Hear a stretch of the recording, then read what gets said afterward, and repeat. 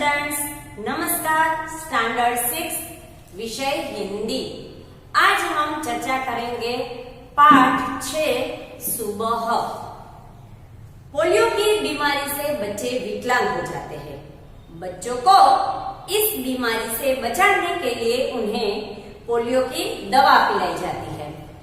इस सच्ची घटना में पोलियो विकलांग बालिका रेशमा अपनी सूझबूझ और साहस से काम लेती है। उसकी शारीरिक कमी उसके इरादों में कभी बाधा नहीं बनती है। वह जिंदा दिल एवं परिश्रम से अपना जीवन जी रही है। इसका निरूपण इस घटना में किया गया है। तो इस पाठ के अंदर सबसे पहले जो शब्दार्थ है उसके बारे में हम चर्चा करेंगे। आइए देखते हैं शब्दार्थ। व्यस्त, काम में लगा हुआ, व्यवस्थित, ढंग से, तरीके से, उत्सुकता, तीव्र इच्छा, बुजुर्ग, बड़े बूढ़े, त्योहार, पर्व, उत्सव, खास करके दिवाली, नवरात्रि ऐसे त्योहारों की बात की गई है। तो इसी पाठ में जो दिवाली का पर्व यानी कि त्योहार, उसके लिए ये शब्द प्रयोग किया गया है। दैनिक, रोजाना, प्रतिदिन। रेशमा अपने दैनिक कार्य में, दैनिक यानी हर रोज का जो कार्य है, रोजाना प्रतिदिन जो कार्य करती है उसी के अनुरूप दिया गया है। बेजान, बिना जान के निर्जीव। रेशमा के पैर बेजान हो गए यानी कि उसमें जान ही नहीं थी। कहने का मतलब कि पोलियो के कारण वह चल नहीं सकती थी। बाधा, रुकावट, जिंदा दिली, खुश मिजाजी, विनोद प्रियता। रेशमा अपना जीवन जिंदा दिली के साथ जी रही थी। कहने का मतलब कि उसे पोलियो नामक बीमारी थी, फिर भी वह उसी में अपने खुश मिजाज के साथ वह अपना जीवन जी रही थी। दृढ़ता, मजबूती, दृढ़ होने का भाव। कहने का मतलब कि उसके अंदर एक इरादा जो था वह दृढ़ बना लिया था। अब यहाँ हम पाठ का एक सरल और शब्द सह चर्चा करेंगे। सुबह सुबह रेशमा ने देखा कि घर के सभी लोग सफाई करने में व्यस्त थे, क्योंकि आज दीपावली का पर्व नजदीक आ रहा था। इसीलिए घर के जितने भी लोग थे वह सब सफाई के कामों में लग गए थे। कोई मकड़ी के जाले उतार रहा था। तो रेशमा ने सोचा कि आज जरूर कोई खास बात है कि सुबह सुबह घर के सभी लोग कुछ न कुछ अपनी तरह से काम कर रहे थे। तो उसने सोचा कि आज कोई खास दिन होगा। माँ, आज कोई खास दिन है? ऐसा रेशमा ने अपनी माँ को पूछा। तब वह उसकी माँ ने कहा कि हाँ, कि दीपावली का त्योहार भी नजदीक आ रहा है, इसीलिए सब लोग अपने घर की साफ सफाई करते हैं। इसीलिए आज हम सब भी इसी काम में लग गए हैं। तब रेशमा ने कहा कि वो बात तो मैं भूल गई कि हाँ, दीपावली का त्योहार भी है, तो मैं भी कुछ काम करना चाहती हूँ। तब उसकी माँ ने कहा कि पहले तू अपना नाश्ता और खत्म करके जो भी है वह छोटा मोटा अपनी तरह से जो भी काम हो सके उसमें मदद करने के लिए आ जाना। और उसी तरह रोजाना का जो काम था वह रेशमा ने खत्म किया और अपनी माँ के मदद करने के लिए वह पहुंच गई। सबसे पहले नहा धोकर तैयार हो गई और फिर वह अपनी माँ के मदद करने के लिए वहाँ चली जाती है। रेशमा ने कहा कि हाँ, कि मैं आपकी मदद करने के लिए तो तैयार ही हूँ। तब माँ ने कहा कि हाँ, मैं मदद तो तुम्हारी जरूर लूंगी, क्योंकि उसको जो पैर की बीमारी थी, पोलियो नामक जो बीमारी थी, वह चल तो नहीं सकती थी, फिर भी अपनी तरह से जो भी काम था वह करने के लिए उत्सुकता से तैयार थी। रेशमा जब 5 साल की थी तभी से उसके दोनों पैर काम नहीं करते थे। उसे बहुत तेज बुखार हुआ और घुटनों के नीचे दोनों पांव एकदम से बेजान हो गए। जब रेशमा जो थी वह 5 साल की थी, तभी से उसके पैर में पोलियो नामक बीमारी आ गई थी। उसी के कारण वह चल नहीं सकती थी। शुरू में तो जरूर उसकी सहायता की, उसे चलने के लिए किसी और की मदद की जरूरत थी, क्योंकि 5 साल की लड़की ठीक से चलना भी नहीं जानती थी और ऊपर से ये पोलियो नामक बीमारी, इसी के कारण उसे दूसरों की मदद की जरूरत रहती थी। परंतु अब वह 11 साल की उम्र में अपने सारे काम वह स्वयं कर लेती है कि अब उसकी उम्र 11 साल हो चुकी है, तो अब वह काम अपना खुद कर सकती है। वह अपने परिवार और अपने काम के लिए कि दूसरों पर निर्भर नहीं रहना चाहती थी, खुद स्वयं अपना काम वह कर लेती थी। इसी प्रकार वह जिंदादिली के साथ अपना जीवन जीती थी। परिवार के सभी सदस्य, पिताजी, छोटा भाई, उसका नाम है गोलू, दादाजी, दादी जी, सभी उसे बहुत प्यार करते हैं। वह सबकी आंखों का तारा है, कहने का मतलब कि वह सबकी लाडली है। इस प्रकार घर के परिवार की रेशमा जो है वह आंखों का तारा है, यानी कि बहुत सबके प्यारी है। माँ ने रसोई घर में सारे बर्तन, डिब्बे, बोतलें नीचे उतारकर साफ कर दिए थे। उन्होंने रेशमा को आवाज दी कि रेशमा, अगर तुमने नाश्ता कर लिया हो तो मेरा हाथ बटाओ। कहने का मतलब कि घर की जो सफाई हो रही थी उसके अंदर रसोई घर में माँ ने सारे बर्तन जो थे वह नीचे रख दिए थे और अच्छी तरह से सफाई होने के बाद उसने रेशमा को मदद करने के लिए आवाज लगाई। तब रेशमा वहाँ पे नाश्ता करने के बाद अपनी माँ की मदद करने के लिए पहुँच जाती है और उसने सारे डिब्बों पर लेबल लगाकर वह माँ को देती गई और माँ उसे व्यवस्थित रूप से रसोई घर में रखती गई। इसी प्रकार रेशमा ने माँ की मदद की। जब पिताजी दफ्तर चले गए थे और माँ को लड्डू लेने के लिए कुछ जरूरी सामान चाहिए था।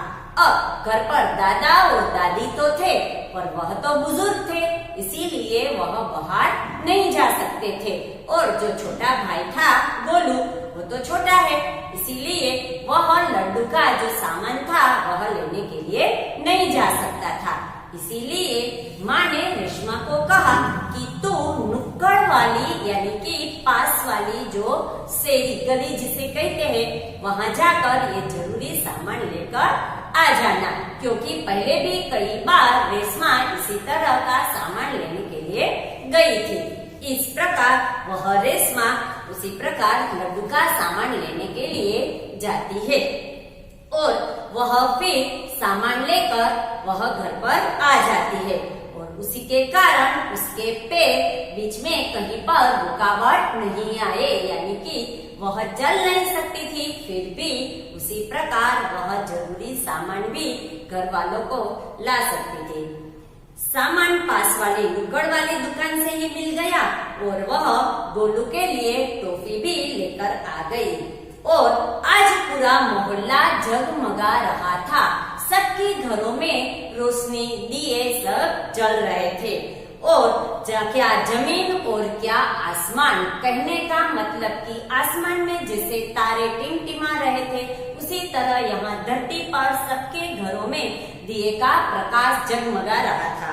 दादी जी ने बताया कि दीपावली जो है वह अंधेरे पर उजाले की जीत का त्योहार है और घर पर गोलू और रेशमा को उसकी जो दादी थी वह समझा रही थी कि ये दीपावली का त्योहार हम क्यों मनाते हैं, क्योंकि यह दीपावली का जो त्योहार है वह अंधेरे पर उजाले की जीत का त्योहार है और बुराई पर अच्छाई और असत्य पर सत्य की सदा जीत रहती है, इसीलिए हम ये त्योहार मनाते हैं।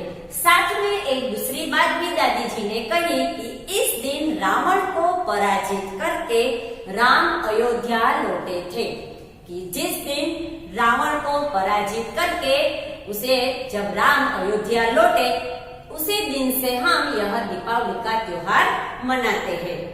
उसी खुशी में यह त्योहार मनाया जाता है और रेशमा और गोलू इस प्रकार बड़े ध्यान से यह दादी जी की बात सुन रहे थे। कुछ देर बाद सब ने मिलजुल कर पूजा की और प्रसाद भी खाया और फिर जाकर अब सब फटाके के लिए तैयार हो गए, क्योंकि सबको फटाके फोड़ने थे। सब वहाँ अपने अपने फटाके छुड़ाने में मग्न हो गए और रेशमा अपने दादा और दादी के साथ फुलझड़ियाँ जला रही थी, क्योंकि वह चल नहीं सकती थी। इसीलिए अपनी बैठे बैठे ही वह अपनी कुर्सी पर, वह पहिए वाली कुर्सी पर बैठे बैठे वह फुलझड़ियाँ जलाने लगी। इतने में रेशमा ने देखा कि गोलू जिस फटाके को बुझा हुआ समझकर छोड़ दिया था, उसमें से चिंगारियां निकलने लगी। यानी कि गोलू को लगा कि ये जो फटाका है वह तो अब फूटने वाला तो है नहीं, इसीलिए उसने ऐसे ही जलता फटाका छोड़ दिया। उसी प्रकार वहाँ रेशमा का ध्यान गया कि अभी भी वह फटाके में से चिंगारियां निकल रही है और उसी के कारण गोलू को नुकसान होगा। जल्दी से रेशमा वहाँ पे धकेलती हुई अपनी कुर्सी को लेकर वह गोलू के पास गई और उसे आवाज लगाई, पर फटाकों के शोर में उसकी आवाज दब गई और वहाँ गोलू तक उसकी आवाज नहीं आई और जोर का वहाँ जाकर गोलू को धक्का दिया। उसी के कारण गोलू जमीन पर गिर गया और रेशमा भी गिर गई और उसी के ऊपर उसकी पहिए वाली कुर्सी आ गई। पर उसी प्रकार अपनी जिंदा दिली के साथ उसने गोलू को चलते हुए फटाके से बचा लिया। पर गोलू कुछ समझ ही नहीं पाया कि उसने धक्का किसने दिया और धमाके की आवाज सुनकर माँ और पिताजी भी बाहर आ गए, क्योंकि इतनी बड़ी आवाज आई तो उसी के कारण सबको लगा कि रेशमा के साथ कुछ अनहोनी हुई है। पर जाकर बाहर देखा तो गोलू भी जमीन पर गिरा हुआ था और साथ में रेशमा और उसके ऊपर पहिए वाली कुर्सी भी उसके ऊपर लगी हुई थी। कुर्सी रेशमा के ऊपर थी और रेशमा नीचे थी। पिताजी ने कुर्सी सीधी करके रेशमा को उठाया और माँ तो एकदम भयभीत हो गई। उसे लगा कि रेशमा को कहीं पर चोट तो नहीं लगी है और उसने उसी प्रकार रेशमा को सारी बात बताने को कहा कि क्या हुआ कि जिसके कारण तू भी गिर गई और तूने गोलू को धक्का क्यों मारा। फिर पूरी विस्तार से रेशमा ने ये सारी बात बताई। तब सबने रेशमा की पीठ थपथपाई। गोलू रेशमा के पास आकर उसने अपने नाटकीय ढंग से कहा कि भाई ये धमाकेदार धक्का तुम्हारा हमेशा के लिए मुझे याद रहेगा कि जो पीछे से तूने मुझे धक्का मारा था वह एक धक्का धमाकेदार था। वह बात मुझे हमेशा के लिए याद रहेगी। इस प्रकार रेशमा ने गोलू को जलते हुए फटाकों से बचा लिया। अगर वह उसे नहीं बचाती तो शायद आज गोलू के साथ भी कुछ अनहोनी हो जाती। इसी प्रकार वह अपने पहिएदार कुर्सी को लेकर वह गोलू के पास गई और उसको धक्का देकर उसी प्रकार गोलू की जान बचा ली। सभी लोग इस प्रकार गोलू का जब यह वाक्य कि ये धमाकेदार धक्का मुझे हमेशा याद रहेगा, इसी बात पर घर के जो परिवार के लोग थे वह सब हंस पड़े।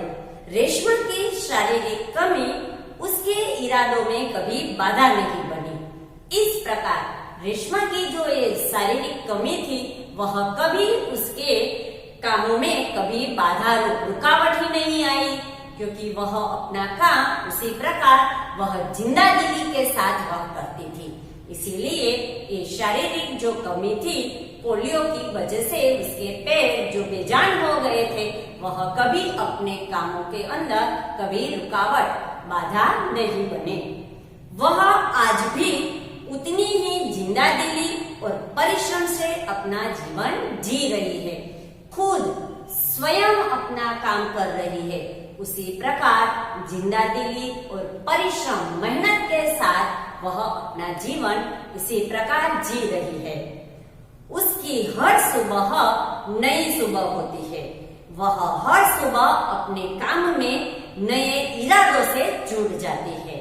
उसके लिए यह बात हर सुबह नई सुबह लेकर आती है कि जो भी रेशमा करती है वह कार्य उसके लिए नया होता है, कि जो आने वाला कल है, जो सुबह आएगी, वह एक नया तरीके से, एक नए काम के साथ, एक नए इरादों के साथ आएगी, क्योंकि वह इसी प्रकार अपना जीवन जीती है। तो उस प्रकार उसकी जो सुबह होगी वो भी नई होगी और वह अपने काम में, अपने इरादों के साथ उसी प्रकार वह जुड़ जाती है।